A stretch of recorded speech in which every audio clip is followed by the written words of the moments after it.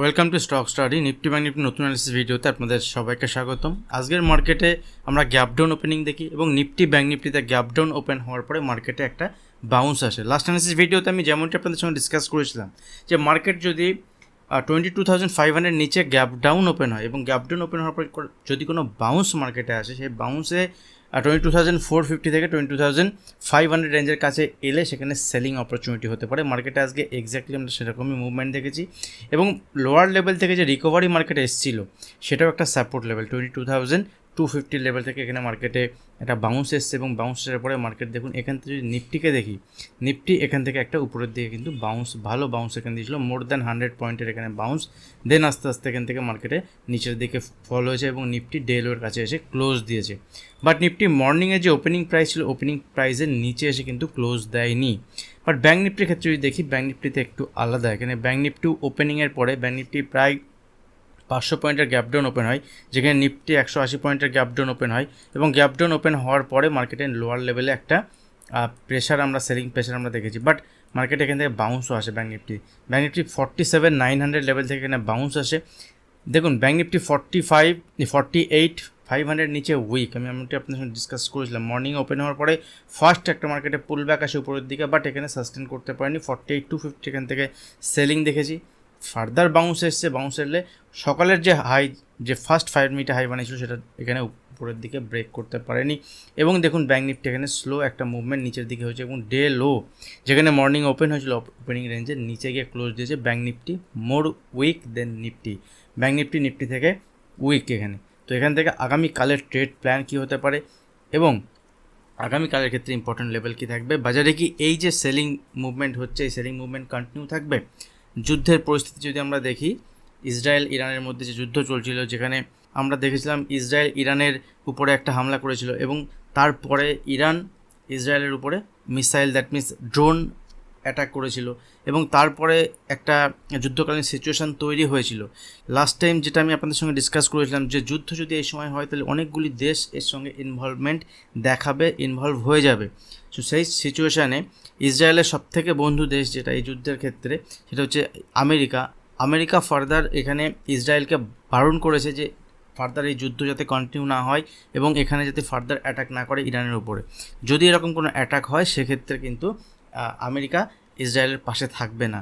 এখন টেনশন একটা কাজ করছে, টেনশন কি হবে না হবে, এখন ইসরায়েল এখানে থেমে যাবে কিনা, এগুলোর আলোচনার বিষয়।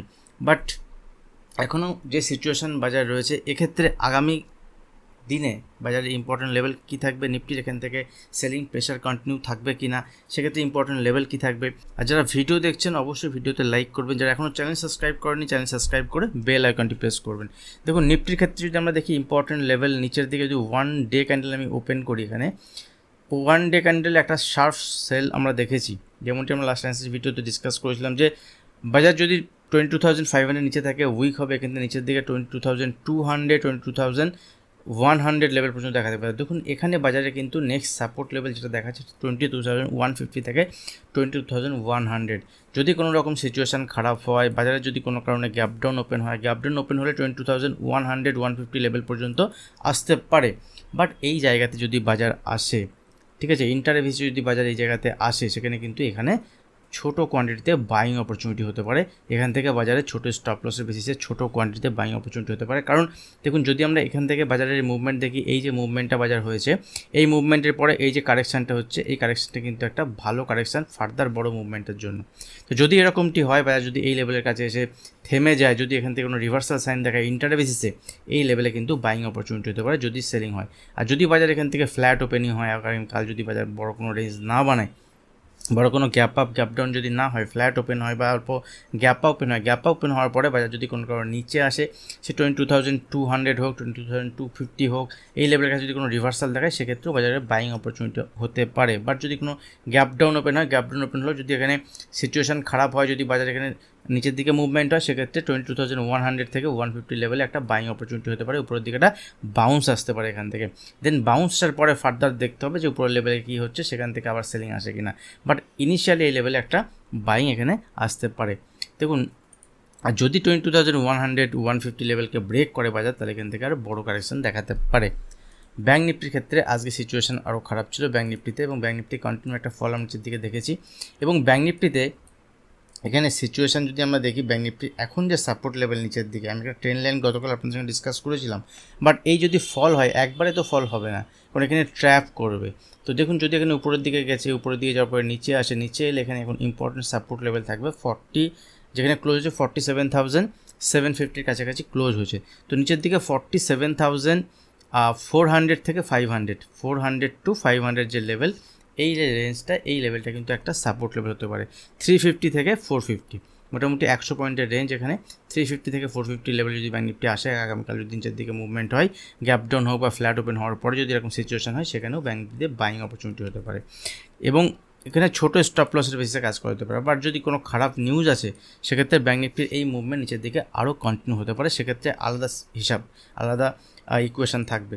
বাট যদি এখানে ইন্টারডে চার্টও ওপেন করি, দেখুন ইন্টারের চার্টেও এখানে ব্যাঙ্ক নিফটি যদি কোনো কারণে গ্যাপ ডাউন ওপেন হয়, যদি ইন্টারের বেসে নিচের দিকে মুভমেন্ট হয়, নিচের লেভেলে এই সব লেভেলের কাছে যদি আসে 47,400, 47,450 থেকে 350 রেঞ্জের কাছে যদি ব্যাঙ্ক নিফটি আসে, সেখানে একটা বাইং অপরচুনিটি ব্যাঙ্ক নিফটি দেখাতে পারে, দেখুন পুল ব্যাকের জন্য। বাট এখান থেকে এরকম না যে এখান থেকে 2,000-3,000 পয়েন্টের মুভমেন্ট হয়ে যাবে। মুভমেন্ট যদি হয় উপরের দিকে, যদি সেরকম দেখা যায়, অবশ্যই আমি ডিসকাস করব। বাট এই লেভেলে যেমনভাবে ফল হচ্ছে, ফল হওয়ার পর যদি এই লেভেলে আসে, সেখানে সেলিং অপরচুনিটি নয় নতুন করে, সেখানে বাইংয়ের জন্য ট্রেড খোঁজা যেতে পারে।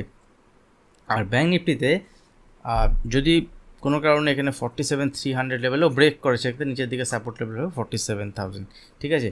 এবং এখানে যদি সিচুয়েশান খারাপ হয় তবে এরকম সিচুয়েশান হবে, তার আগে কিন্তু এরকমটি হবে না। এখান থেকে একটা পুল ব্যাক ব্যাঙ্ক নিফটিতে দেখাতে পারে, কন্টিনিউ এইভাবে ফল ব্যাঙ্ক নিফটিতে মেবি হবে না। ফিন নিফটির ক্ষেত্রে যদি দেখি, আগামীকাল ফিন নিফটির এক্সপায়ারি আছে। তো ফিন নিফটির এখানে আমি যদি দেখি, ফিন নিফটির সিচুয়েশান আরও খারাপ। ব্যাঙ্ক নিফটিতে আজকে প্রায় 800 পয়েন্টের মুভমেন্ট হয়েছে যদি হায়ার লেভেল থেকে আমরা দেখি, প্রিভিয়াস ডে ক্লোজিং থেকে যদি দেখি। এবং পার্সেন্টেজ ওয়াইজ যদি দেখি, ফিন নিফটিতে উপরের লেভেল থেকে এখান থেকে পার্সেন্টেজ ওয়াইজ 1.8%-এর মতো মুভমেন্ট হয়েছে, এবং ফিন নিফটি প্রায় 400 পয়েন্টের মুভমেন্ট হয়েছে হায়ার লেভেল থেকে। তো এখানে ফিন নিফটি কিন্তু কারেকশান, ফিন নিফটির ফল বেশি হয়েছে। তো ফিন নিফটি নিচের দিকে সাপোর্ট লেভেল কোথায় থাকবে, 21,000 ফিন নিফটির ইম্পর্টেন্ট সাপোর্ট লেভেল যেখানে রয়েছে, সেখান থেকে 150 পয়েন্ট নিচে। যদি আগামীকাল কোনো কারণে ফল হয় মার্কেটে, এই মুভমেন্ট কন্টিনিউ হতে পারে। যদি কোনো ফ্ল্যাট ওপেন হয়, বা এখানে ফ্ল্যাট ওপেন হওয়ার পর যেহেতু আগামীকাল ফিন নিফটির এক্সপায়ারি, সেক্ষেত্রে নিচের দিকে কিন্তু এই লেভেল একবার দেখাতে পারে, সেখানে 21,000 কাছাকাছি ফিন নিফটি আসতে পারে। 21,020, 21,040 এসব লেভেল কাছে এলে এখানে কিন্তু একটা বাইং অপরচুনিটি দেখাতে পারে। যদি এখানে রেঞ্জ বানায়, কনসোলিডেশন হওয়ার পরে ব্রেকআউট হয়, সেক্ষেত্রে উপরের দিকে একটা মুভমেন্ট দেখাতে পারে।